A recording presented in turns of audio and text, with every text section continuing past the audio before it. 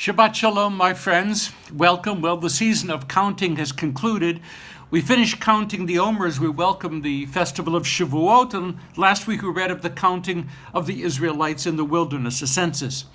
So as the wonderful book of Bamidbar continues to unfold, we move from counting to an investigation as to why people hide the truth. The Sedra NASO, beginning with Numbers 4, verse 1.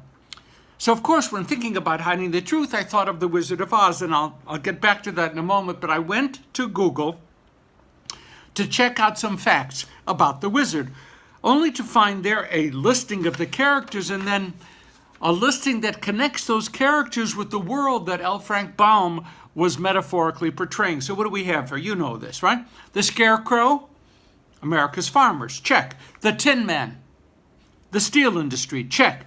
The Cowardly Lion, William Jennings Bryan, check. The Cyclone, civil unrest, check. The Wizard, scheming, fraudulent politicians, check. And then there was this. It seems that some scholars identify the Munchkins this way, and now I am quoting. Munchkins are short, dark-haired people who talk funny and dress only in blue. They represent the Jewish, Italian, and darker immigrants, close quote. There are other alternative explanations provided, but this one sort of grabbed my attention. I'm not sure why, but thank you, Dr. Google, for that moment of unexpected enlightenment. Okay, back to hiding the truth. There was an unforgettably great moment in The Wizard of Oz when the curtain is pulled back and the wizard is revealed to be what he really was, a con man, a fraud, a blowhard, who's trying desperately to appear to be someone of significance, the very emblem, according to Baum, of politicians. So why the curtain? Hear this.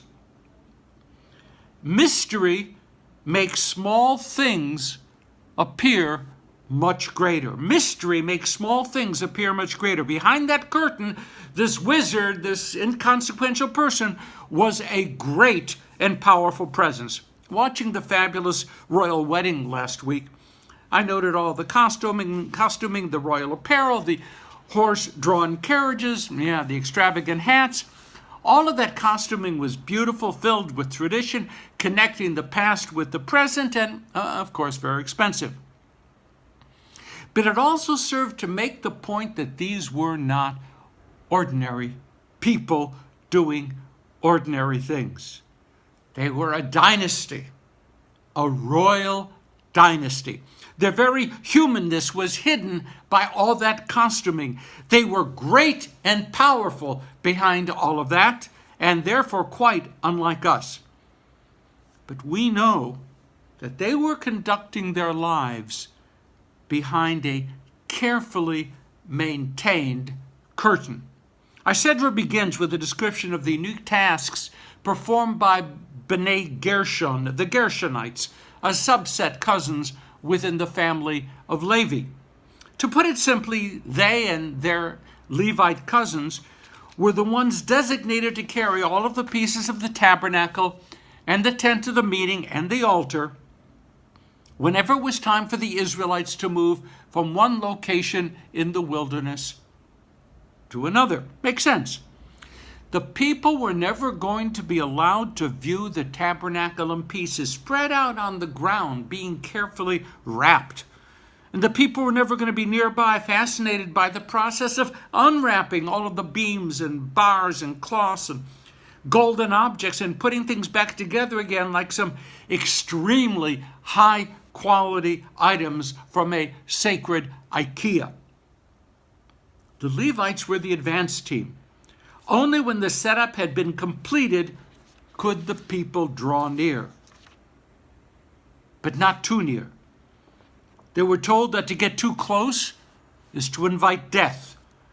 Now that the move was completed, the mystery was once again intact, the curtain established.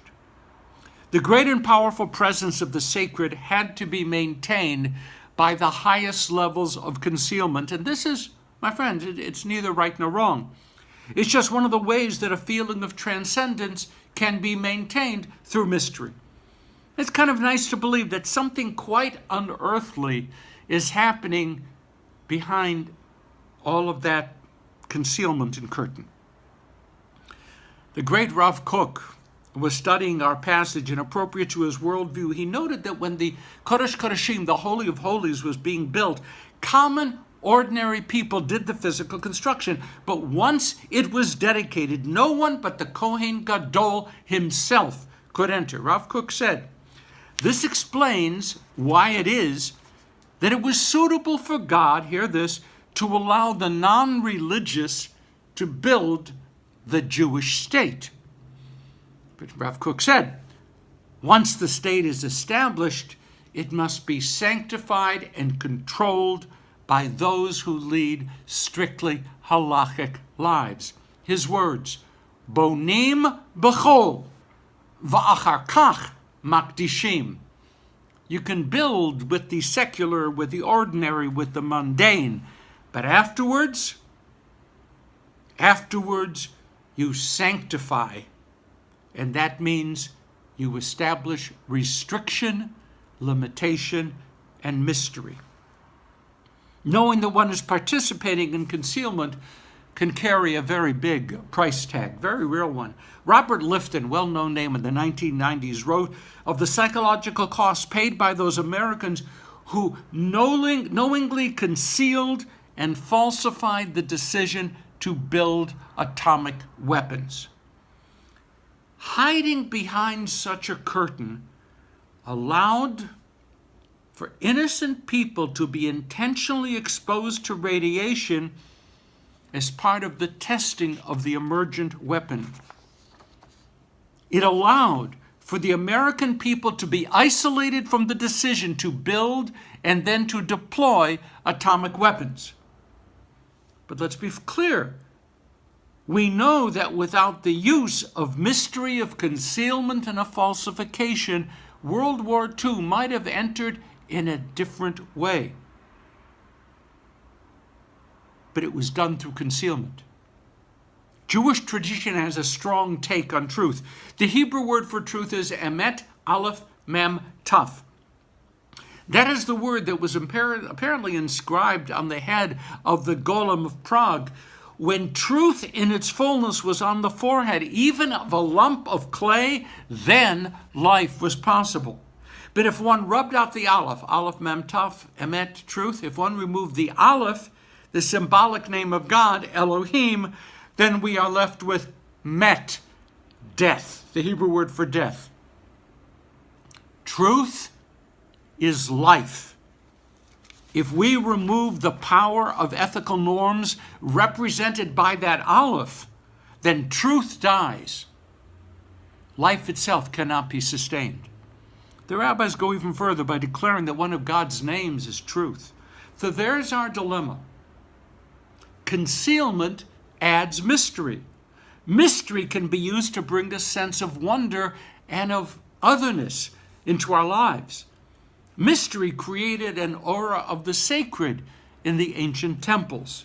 Mystery makes costuming and scenic design so very special, somehow transmuting the very mundane into the wondrous. But mystery, that curtain of concealment, also makes possible deception and falsification. Mystery allows space for truth to be perverted, for values to be upended, for good and evil to be made interchangeable. There are no absolutes in life. Not even the statement, there are no absolutes in life. We love our mysteries. We need our mysteries. Keeping the people from seeing the dismantled sanctuary does make a certain kind of sense.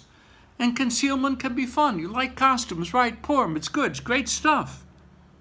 But concealment and mystery can also be used to disguise the painful, the ugly, the cruel, and the morally unacceptable.